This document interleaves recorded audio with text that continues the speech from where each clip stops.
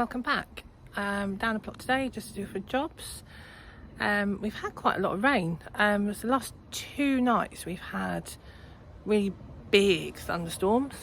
Mixed week so far. I've noticed, and I wanted to just speak a little bit today about pests on the plot and problems, pests and problems, because I've looking around today and I've noticed on both the plots there are issues on both.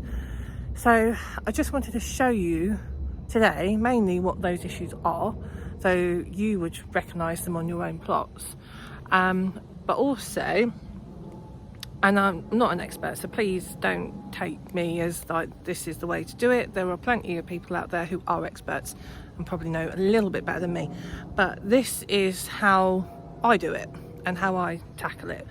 So I just wanted to share like my tips, if you like. But yeah, I'm just going to show you around today, and yeah, just show you some of the problems that I've got.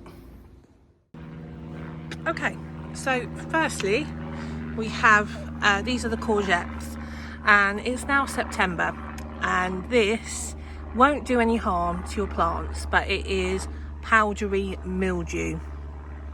And I've got this on a couple of the courgettes mainly, but some of the squash is actually starting to die back now as well. And actually, I don't actually know what this is. The same thing happened on the melon. I don't actually know what this is. I think it's just dying back. But these are the squash, and you can see they're actually starting to turn yellow now, but the vine is starting to die back as well. So I'm just going to let them ripen. This is a spaghetti squash. So spaghetti squash is actually yellow, not green. And as you can see from both of them, they are starting to go yellow. Now with spaghetti squash, you can either leave it on the vine, which is what I'm going to do, even though the vine is starting to die back, or you can pick it, leave the stalks on, but then leave it somewhere sunny just to yellow off and ripen. So it all depends how hard and how ready it is. Now if you want to tell how ready a squash is, you can either do a fingernail test. So you can see there it's left a small imprint, so that's not quite ready. And I'll show you the same on the butternut squash. Now if I come to leeks, now I haven't noticed a lot of it in this bed, but I have started to notice here on the leaves of the leeks. So this is rust. It looks like the start of rust. Now I had this on my garlic, but the actual, if you look here, this is a better one. It's actually really starting to show signs of rust. And with leeks, what you want to do is rotate your crop. And if you have rust in a bed, which I've had it in 3 beds now, and this will be, if this does look like rust, which coming to this one here, you can really see on these leaves there is quite a lot showing on this one. So this is typical rust, and you get it on your alliums. Now they are still fine to eat, absolutely fine, but they probably just won't store very well or long. So one of the things you might want to just find yourself doing is just harvesting your leek and eating it. But unfortunately, again, nothing you can do for rust other than pick it and eat it. That's my tip for rust. So this is the butter bush squash. It's a smaller variety of butternuts, and I like it for that very reason. Now, as you can see, these are starting to be quite yellow now. So they look ready. But again, if you do the fingernail test, see, it's still leaving an indent there. So they're not quite ready. We've got quite a few in there. We've got 1, 2, 3, 4, 5 on this plant. So this is something I'm actually definitely going to grow again next year, because they've done really well. So yeah, really pleased with them. And then lastly, I just want to talk to you about slugs. Now, those of you who watch previous videos will know I've had problems with these beds, and these 4 beds are actually going to be removed this winter. Because one of the problems, and I've kind of done it myself, is if you look down here, this is a prime example. If you look down here, I've got two raised beds with a gap. And then in this gap, there is quite long grass. If I move my trug out the way, you can see. Now, that's fine, but as the grass gets longer, the slugs hide in the vegetation. And that's one of the things I've had with this bed. Now, I've also noticed that they come up the sides, and they're obviously around here because this is newly planted chard, and you can see little telltale signs of slug damage.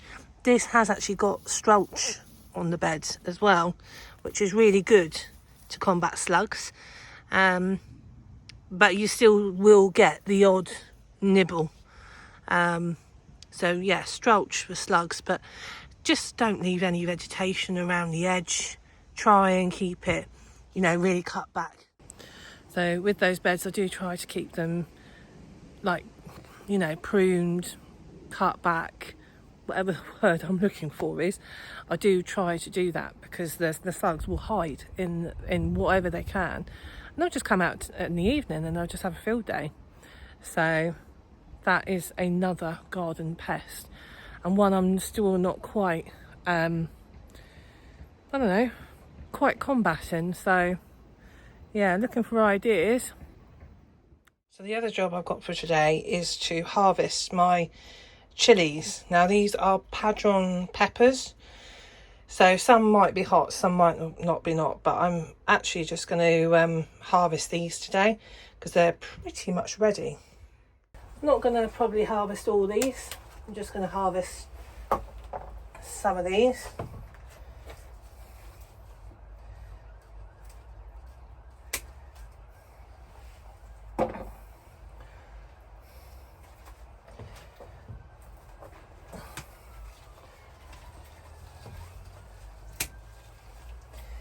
So while we're talking, I'll come down here. Cool. Not prepared today. I haven't got my tripod. Haven't got my camera. But while we're talking about problems here, so this is just scald.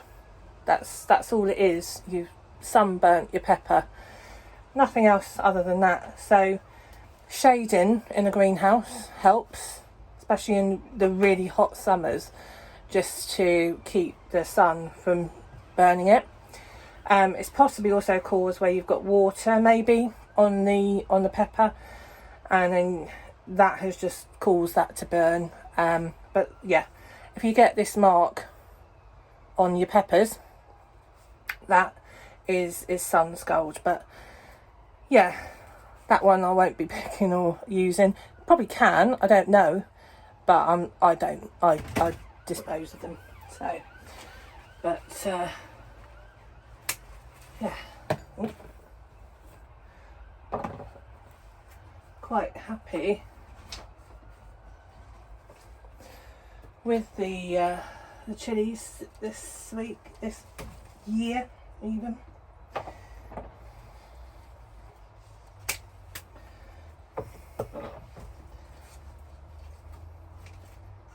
Because they've done really well.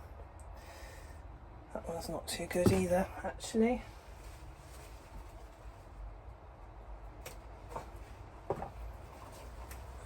I say these are padron peppers, so they're a little bit hot, but they're not. These aren't actually chilies. They're peppers, but just got a little bit of a kick to them. These have been eaten.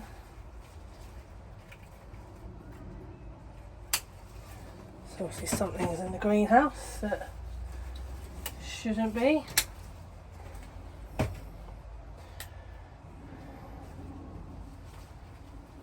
Another pest lurking somewhere.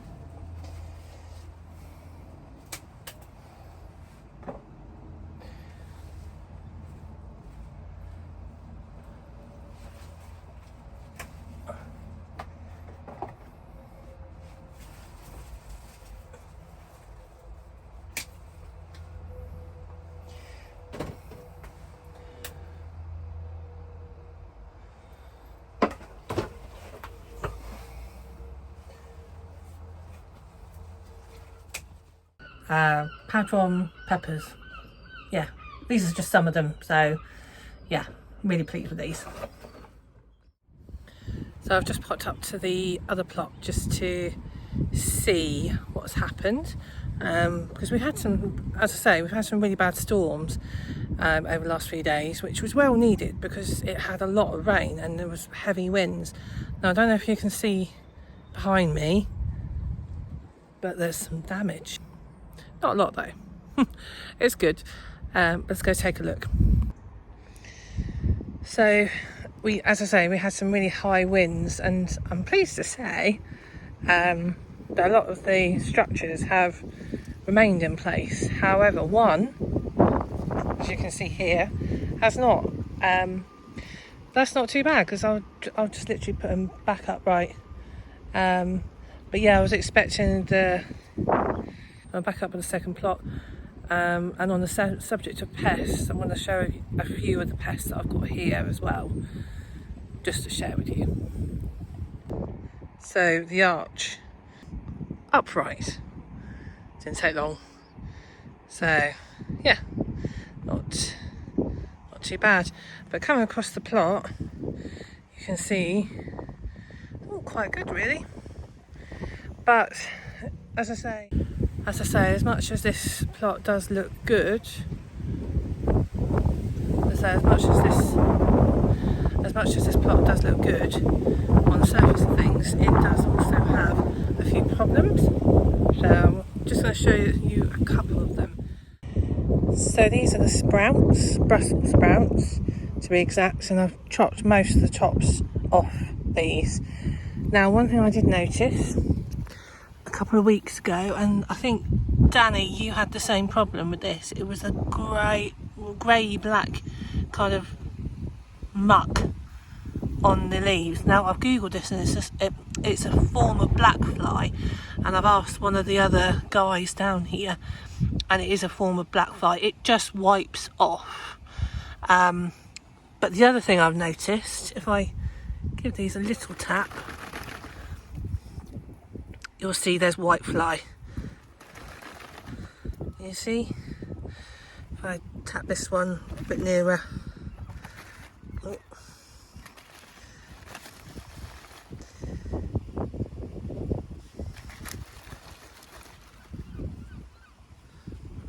There is a little bit of white fly on here. You can see them all coming off. Probably not actually, but yeah, you can see them coming off. If I do it from a distance, you might be able to see it better. You see them? That's white fly. Now again, it won't actually do yourself any harm, but if you are bothered by it, you can just get yourself like a horticultural soap and get rid of them. But yeah, these are Brussels sprouts, and as you can see, they have quite a lot of white fly. But again, as I say, just a little bit. You can see them all there. Look at them all. Horrible things. But yeah. So lastly, if we come over to my beans, you'll see why my beans haven't done so well. Coming here, I'm trying to get it so you can see as much what I can see. But here, this is black fly, and this is why my beans haven't been doing very well. You see, like right the way down. It's very similar to the sprouts in that this is horrible, black, horrible stuff. You might be able to see it better here, but it does just wipe off. You can just wipe them off. Aphids are good for them, but yeah, you can see it here. So I am just going to wipe them off, get some horticultural soap just to get rid of them. I don't know if these beans are beyond saving. Don't know if these beans are beyond saving. If I come up, you can see, but Yeah, not too sure. A couple of them have got flowers. They come down here, they've got flowers, and there's some really nice beans on them. But that black fly, look at it. Oh. And then the other little friends that I've noticed this week, which is new, I've not had problems with these before, moles. Yeah, around my greenhouse and in my greenhouse. So if I show you in a second. So coming down here, you can see there are some molehills. You can actually, if we go over here, this is a better one. You can see it's actually up the greenhouse here. But if we come in the greenhouse, come down here, he's really made himself a little hole there. He obviously quite likes this corner. So this could be interesting with the greenhouse because it's only just recently gone in. So yeah, that's the problems I've seen so far with both my allotments, both up here and down the other. Storms, black fly, white fly, powdery mildew, rust, snails, caterpillars. Not long list there, but a few. The pests I have on both my plots. This plot here, which I call Summer's Mead, out of my two plots, they don't have a lot of issues up here. I've just found a snail in the greenhouse, but other than that, I don't really get any issues. Yeah, it's not too bad really. Whereas up the other plot, I do sometimes get quite a few issues up there with snails, birds as well. You have problems with birds. I suggest you just net them. That's all you can really do. Don't worry about little traps and gizmos and things, you know, just they're birds, let them be. But if you're really bothered about it, just net your crops, and then you won't really have, just net your crops and you just won't really have any major issues with them. You'll have a few, don't get me wrong, there'll be something that attacks them, but yeah, nets from the birds. So yeah, that's this week's update. I just wanted to share with you little things that, you know, over the last week I've kind of come across over the, you know, this time of year. And I think this is the time of year that, you know, you're going to start getting these little bugs, but you'll get them all, and you know, all through the year. You know, I'm sitting here now and I can see the cabbage whites, you know, and they're flying around still. They will lay caterpillars on your brassicas. Again, the only thing you can do is nets, and the best thing I find for that is an Enviromesh, or just, you know, the thin fine mesh, just to stop them. But yeah, I just wanted to share with you those little pests.